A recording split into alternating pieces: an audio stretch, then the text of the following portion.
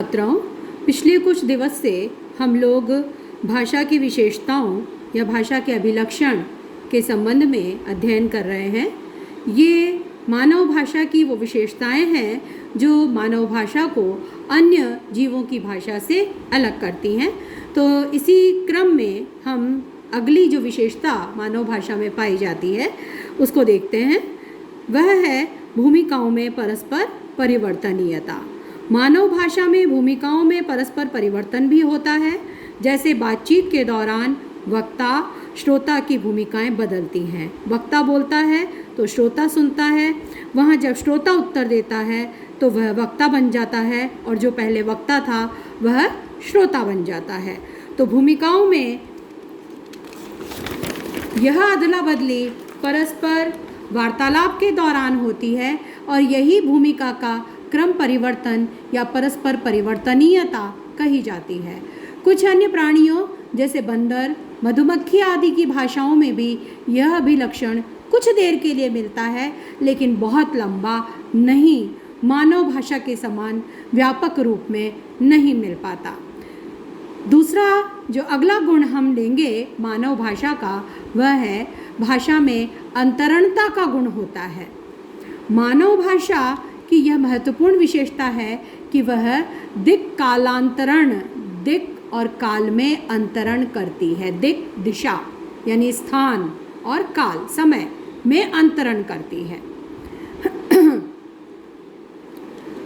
अर्थात स्थान और काल में अंतरण यह मानव भाषा में पाए जाने वाला विशेष गुण है जो इसे अन्य जीवों की भाषा से भिन्न करता है।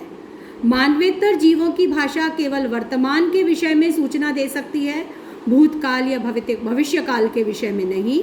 इसके विपरीत मानव भाषा वर्तमान काल में प्रयुक्त होते हुए भी भूतकाल और भविष्य के विषय में कहने में समर्थ होती है। इस प्रकार मानव भाषा कालांतरण करती है। इसी प्रकार मानवेतर जीवों की भाषा केवल उसी स्थान तक सीमित रहती है तथा उसके आसपास की सूचना देती है जहाँ पर वो है या जहाँ उसका प्रयोग हो रहा है। इसके विपरीत और दूर के विषय में सूचना नहीं देती, जबकि मानव भाषा इसमें भी समर्थ है, वह स्थानांतरण भी कर सकती है। डॉक्टर भोलानाथ तिवारी कहते हैं कि भविष्य के विषय में कभी कभी मधुमक्खियाँ और कुछ अन्य जीव भी संप्रेषण करते हुए पाए जाते हैं, लेकिन मानव भाषा में ही दिक् कालांतरण, स्थान एवं काल में अंतरण का यह गुण पाया जाता है। अगला गुण है जो भाषा का, वह है भाषा सामाजिक दृष्टि से स्तरित होती है। एक भाषा में भी सामाजिक स्तर के भेद के अनुसार भेद आ जाता है। यानी हम अलग अलग भाषाओं में तो देखते ही हैं कि ठीक है, अलग अलग सामाजिक स्तर है, वहाँ अलग अलग भाषाओं का हम एक ही भाषा का अध्ययन करें तो उस भाषा के प्रयोग का जो स्वरूप है, उस स्वरूप के स्तर में मानव समुदाय का जो स्तर है, समाज का जो स्तर है, उस स्तर के अनुसार भेद आता है। सामान्यतः हिंदी भाषा बोलने वाले सभी लोग हिंदी का प्रयोग करते हैं, किंतु सबकी हिंदी एक जैसी नहीं होती। जिसका जैसा सामाजिक स्तर होता है उसकी भाषा वैसी ही हो जाती है।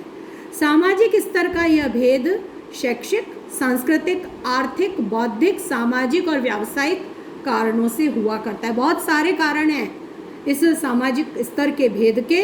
वह शैक्षिक दृष्टि से भी भेद होता है, सांस्कृतिक दृष्टि से भी होता है, आर्थिक दृष्टि से भी होता है, बौद्धिक, सामाजिक, व्यावसायिक अनेक कारण इसके हुआ करते हैं। तो एक दार्शनिक की भाषा और तंबोली की भाषा में अंतर होता है।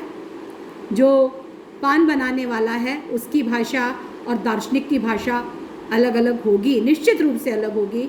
इसी प्रकार से एक कवि की भाषा में भी अंतर पाया जाता है। कवि और कुली की भाषा में हम देखें तो उसमें भी अंतर मिलेगा। अलग अलग स्तर के लोगों की भाषा को ध्यान से सुनने पर यह बात स्पष्ट हो जाती है।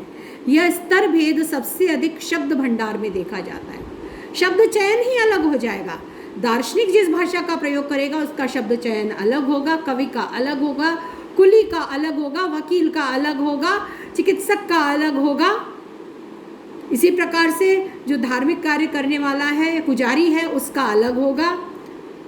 या जो पान बनाने वाला है या जो नाई है, जिसका जैसा व्यवसाय है, जो कर्म है, जो जिस कर्म से जुड़ा हुआ है, जिस क्षेत्र से जुड़ा हुआ है, जिस तरह से जो रहता है, तो उसके अनुसार उसका शब्द चयन निश्चित रूप से प्रभावित होता है। शब्द चयन बदल जाता है, शब्दों का प्रयोग बदल जाता है। तो इस तरह से जो अलग अलग व्यवसाय वाले हैं उनका अपना अपना शब्द भंडार होता है।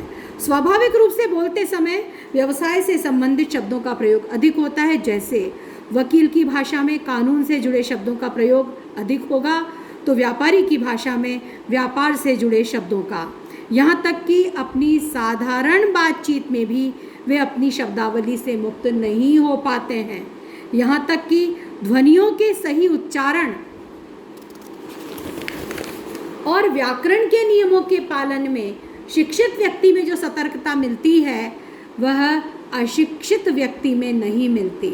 इस प्रकार भाषा में शब्दों के प्रयोग के साथ साथ व्याकरण और ध्वनि के स्तर पर भी अंतर मिल जाता है। तो ये बहुत सारे जो विशेषताएं हम लगातार देखते आ रहे हैं कि किस तरह से मानव भाषा की जो विशेषताएं हैं वो मानवेतर जीवों की भाषा से उसे अलग करती हैं। एक और विशेषता हम देखते हैं कि भाषा पहले उच्चारित रूप में परिवर्तित होती है। हम पहले देख चुके हैं कि भाषा परिवर्तनशील होती है, मानव भाषा में निरंतर परिवर्तन होता है।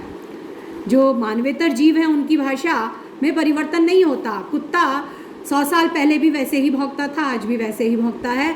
मधुमक्खियों की बोली 100 साल पहले भी वैसी ही थी, आज भी वैसी ही है। बिल्ली वैसे ही बोलती थी, आज भी वैसे ही बोलती है। लेकिन मानव भाषा में अत्यधिक परिवर्तन आता है, और वो परिवर्तन अब किस किस रूप में दिखाई देता है। तो हम भाषा में जब हम परिवर्तन को देखते हैं, भाषा परिवर्तन पर हम विस्तार से अध्ययन और करेंगे, लेकिन भाषा की विशेषता के रूप में जब हम देख रहे हैं तो देखेंगे कि भाषा में पहले परिवर्तन उच्चारित रूप में होता है।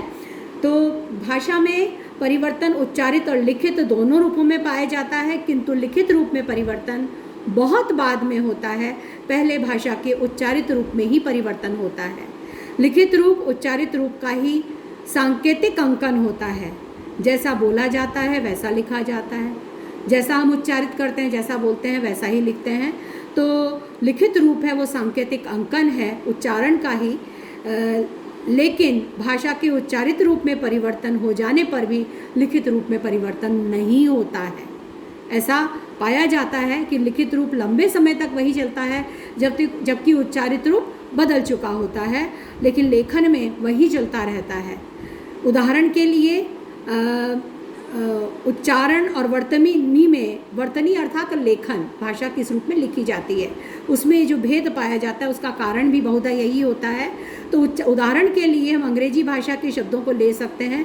उच्चारण में अंतर आ गया है, लेकिन वर्तनी अभी भी वही है जो शताब्दियों पहले थी। जैसे लाफ्टर, डॉटर, दो, थ्रू, ये जो शब्द हैं हम इनकी स्पेलिंग देखें तो लेखन किस प्रकार का है, वर्तनी क्या है इनकी, LAUGHTER। आज हम इसको लाफ्टर कहते हैं, जबकि इसमें फ के लिए ध्वनि नहीं है, लेकिन इसका उच्चारण लाफ्टर है। इसी तरह से डॉटर, जी की ध्वनि है, ये साइलेंट है। तो ये जो साइलेंट हो गए हैं वर्ण, वो कालांतर में ध्वनियों में हो जाते हैं, लेकिन लेखन में वर्तनी में ध्वनियाँ अभी भी वो की वो प्रयुक्त हो रही हैं। ये इसका उदाहरण है कि कैसे उच्चारण में बदल जाती है, लेकिन वर्तनी में, लेखन में भाषा जल्दी से नहीं बदलती है।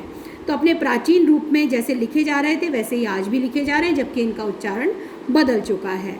अब उच्चारित रूप और लिखित रूप में अंतर जब बहुत अधिक बढ़ जाता है तो फिर वर्तनी में सुधार और संशोधन के प्रश्न उठते हैं, और वर्तनी में सुधार और संशोधन किए जाते हैं।